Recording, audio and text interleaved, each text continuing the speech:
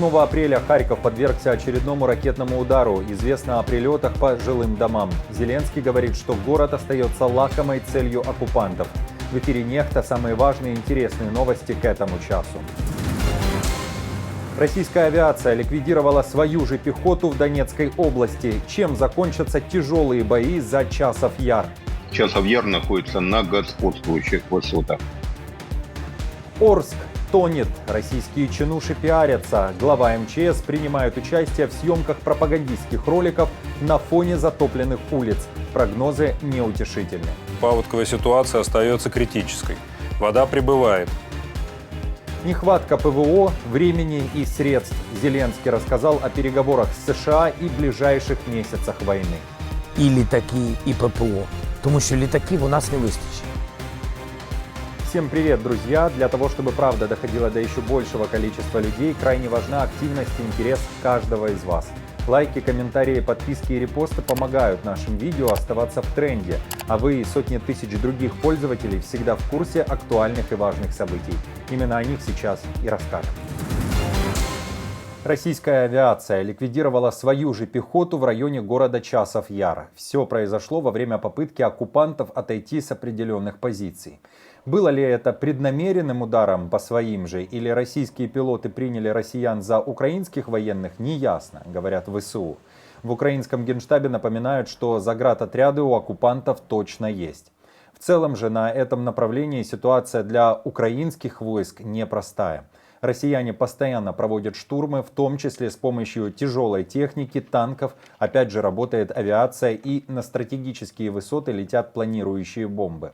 Российские пропагандисты говорили о том, что их вояки уже в восточной части города. Главнокомандующий ВСУ Сырский заявлял, что Часов Яр под контролем ВСУ. Часов Яр находится на господствующих высотах, поэтому контроль над данным городом дает каждая из сторон тактическое и оперативное преимущество в моменте огневого поражения и огневого контроля за локациями, то есть невозможность подвоза боекомплекта, вывоза раненых и, главное, проведения ротации.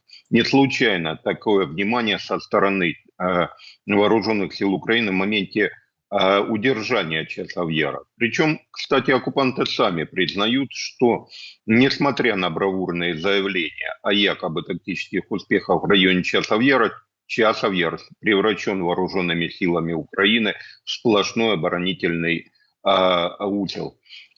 Кроме того, значение Часов Яр – это перекресток двух дорог.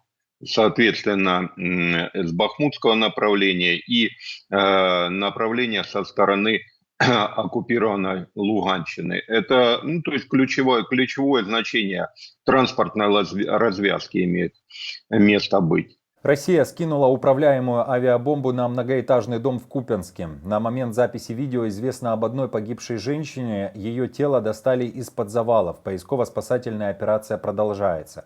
Тем временем украинский президент говорит, что партнеры Украины дали только 1/10 от того, что необходимо Украине для защиты неба. Харьков остается лакомой целью оккупантов, однако ВСУ укрепляют рубежи. По словам Зеленского, который дал большое интервью украинским журналистам, Киев согласится на помощь США в кредит, так как выбора нет. Однако выражает надежду, что до этого не дойдет. Он также сказал, что сейчас Украине необходимы 25 систем Patriot по 6-8 батарей в каждой. А запас ракет к ПВО может закончиться у Украины совсем скоро, если Россия продолжит интенсивные обстрелы. Ці дистанції, на які ми збивали їх носії, вони зрозуміли, що треба не заходити так глибоко до нас. І тому вони зараз збільшили відстань. І ми повинні збільшувати системи протиповітряної оборони, які далекобійні. Це перше. Системи ППО. Нам зрозуміло, як вони працюють. Ще раз підкреслюю, Росія дуже боїться цього. Інша зброя проти кабів у нас розробляється, вітчизняна, не буду говорити, яка поки що, якщо можна. Третій напрямок, напевно, винищувачі. Тут ви праві, що в небі треба боротися також і своїми можливостями. Ну, тут поки що рано говорити. Я би так сказав. Чому я сказав комбіновано і літаки, і ППО? Тому що літаків у нас не вистачить. Окрім тих, що у нас є, те, що нам на сьогодні готові давати партнери, саме в цьому році, складає, я вважаю, 10% від того об'єму, який нам потрібен. Кроме всего, Зеленский заявил, что не может публично призывать армии мира воевать в Украине на стороне ВСУ. В то же время украинский президент вновь заявил, что не против некоторых предложений Эммануэля Макрона. В частности, Киев не видит проблем в том, чтобы западные военные приехали в Украину для обучения ВСУ. Наемники Пригожина обрели нового хозяина. Теперь 3000 вагнеровцев будут служить Кадырову. А пополнение объявил сам Кадыров. Говорит, что восполняет силы спецназа Ахмат. Соответствующее соглашение уже принято. Кадыров говорит, что руководить любителями отдавать свои жизни в мясных штурмах будет также бывший вагнеровец с позывным «Ратибор». Кстати, он признался, что пошел к Кадырову, потому что в интернациональных подразделениях якобы нет предвзятого отношения и хорошее обеспечение. Некоторые соратники вагнеровцев назвали их продажными. Тем временем аналитики Американского института изучения войны считают, что такой переход указывает на укрепление контроля Минобороны РФ над остатками сил Вагнера.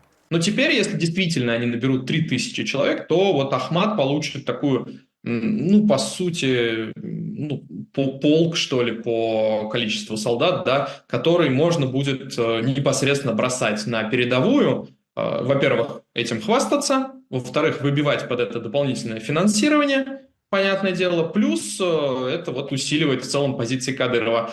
Последнее, наверное, что я хотел добавить, не исключено, что это некий план, который в который вовлечен не только Кадыров, потому что понятно, что в Кремле после вот этого мятежа и всего не то чтобы опасаются, но считают, что нужно Вагнер разделить, разбросать, чтобы, не дай бог, как бы он не собрался. Понятно, что эти вагнеровцы не представляют угрозы для режима путинского, но все равно в Кремле предпочитают как бы добивать своего противника до конца. Российские чинуши по приказу Путина пиарятся в российском Орске, который продолжает уходить под воду. В регион прилетел глава МЧС Куренков, с самолета прыгнул в резиновую лодку и, чтобы вы понимали, внезапно спас женщину. И, конечно же, рядом в этот момент были пропагандисты, которые запечатлели эти очень трогательные сцены. В это же время Орск уже называют Атлантидой, воды все больше, произошел второй прорыв дамбы. 10 тысяч домов в области и в Орске уже в воде. Остановлена даже работа Орского НПЗ. Паводковая ситуация остается критической. Вода прибывает, и в ближайшие дни ее уровень будет только расти. В тех районах, которые находятся в зоне подтопления, в пойме Урала и Сакмары, в ближайшее время продолжится отключение электроэнергии. Если это произошло, значит, нужно немедленно эвакуироваться.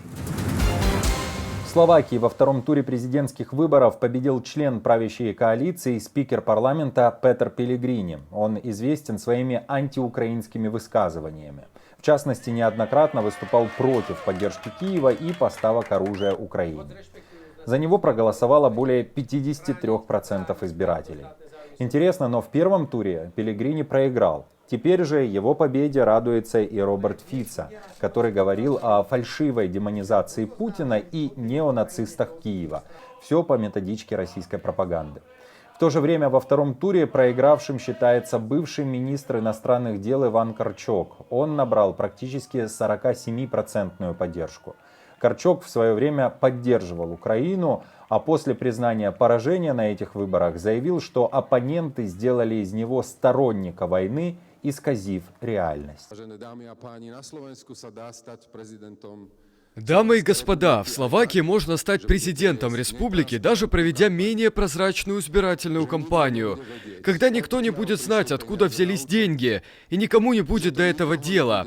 Те, кто проводят такие кампании, учитывают эти мелочи. Оказывается, можно стать президентом Словацкой Республики, не только распространяя ненависть, разжигая страсти и толкая людей на баррикады, но используя еще один метод.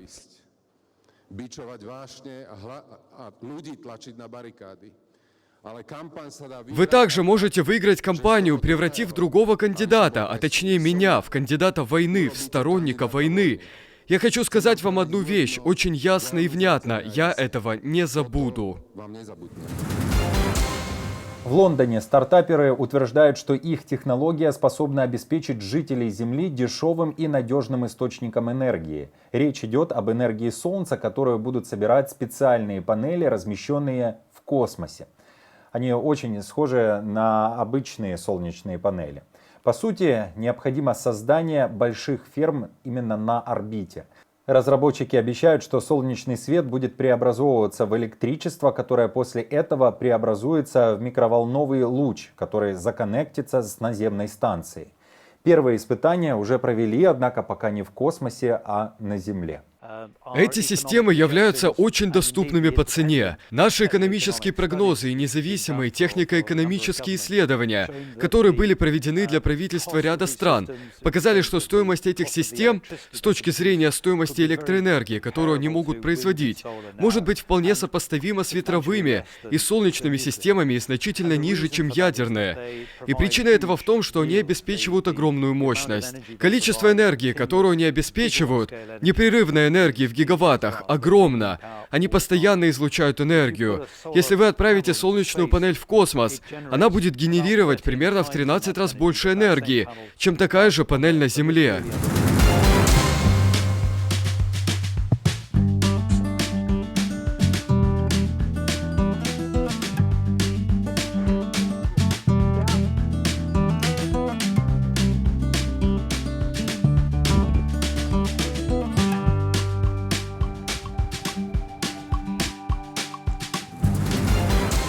На этом пока все. Если вам нравится наша работа, вы можете поддержать ее кнопкой «Спасибо» под роликом или стать постоянным спонсором канала. А мы с командой продолжаем следить за самыми важными новостями. Оперативную информацию от Нехта ищите в телеграм-каналах или на платформе X. Спасибо вам за доверие и то, что остаетесь с нами. До новых встреч и хороших вам новостей.